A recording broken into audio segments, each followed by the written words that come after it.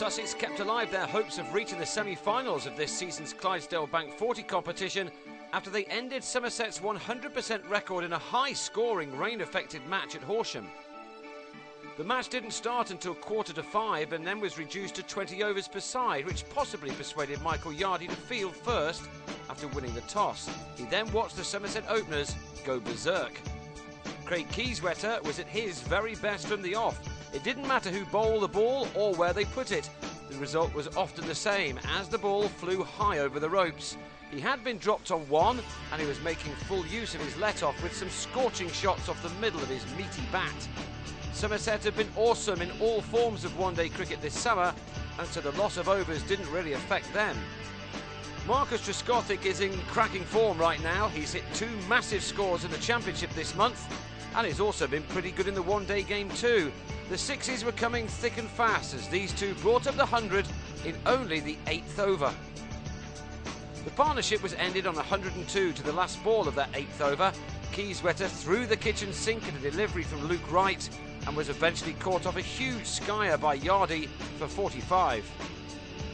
Trescothick though raced to his 50, made off only 23 deliveries, with 44 of those runs coming in 4s and 6s. And all that Kieswetter dismissal did was bring in Peter Trigo, who hit out even more to increase the tempo further. With Trescothick timing the ball brilliantly, no bowler was safe, with only the 2 spinners of Yardy and Monty Panesar not going for more than 10 runs per over. It looked like being something of a one-sided contest as the ball just kept being hit for 6 after 6.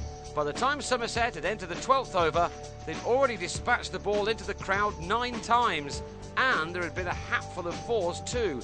It was scintillating batting from a side full of confidence. Incredibly, Trigo's 50 took him only 17 minutes and came off his 21st ball. 42 of his runs had come in boundaries. He was out to the next ball after reaching his 50 as he finally failed to middle a shot and was caught at long on by Chris Liddle, but Somerset already had 165 runs on the board after 13.2 overs. A 20-over score of around 230 looked on the cards, but wickets kept falling to hold the total back. Trescothick went for 67 as he flicked a Yardy dart to right at deep mid-wicket. James Hildreth was stumped by Andrew Hodd off Panesar for 1. Nick Compton smashed the ball from right into the heavens and could have been caught by either bowler or wicketkeeper as the ball went straight up into the air. He made 13. Joss Butler was bowled by James Kirtley as he tried to hit him over the top. And Xander de Brain slogged right out to Liddle to go for 13. In the end, Somerset fell well short of what they might have expected, but 216 for 7 off 20 overs was still a very sizable score. Sussex then had to get off to a lightning start, and Wright pulled Mark Turner for an early maximum. But he was also first to go when he sliced another big hit, squeezing the ball out to Alfonso Thomas in the deep. At least his 16 had occupied only 9 balls. The crowd who'd stuck through the bad weather were being treated to some brilliant batting, with Murray Goodwin joining the party with yet another 6. Ed Joyce's job was to try to keep the innings together.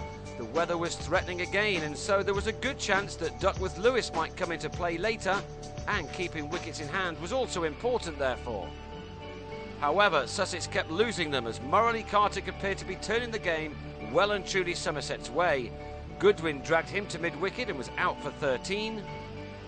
Joyce was beaten down the leg side and easily stumped by Kieswetter for 35.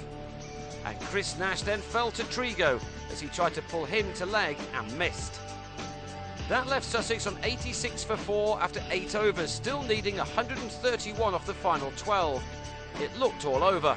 That was until Yardy and Joe Gatting combined with an extraordinary partnership. The weather had turned to drizzle and the light was not good, and so these two really had nothing to lose. They knew the Duckworth-Lewis rate for each over, and their job was to try to keep ahead of it just in case the weather became too bad. None of the visitors' attack was spared as both batsmen found the gaps expertly to keep their side in the hunt. It was extraordinary batting from both to turn what looked like a lost cause right around in the blink of an eye. Gatting uppercut Thomas for a 6 as the rate went up and up. But it was Yardy who really shone with an innings of brilliance. His second 6 to go with 8 superb 4s took him to his 50, and it arrived in only 24 balls. And he hadn't stopped there as he struck a further 16 runs off his next 6 deliveries to keep his side ahead of the rate.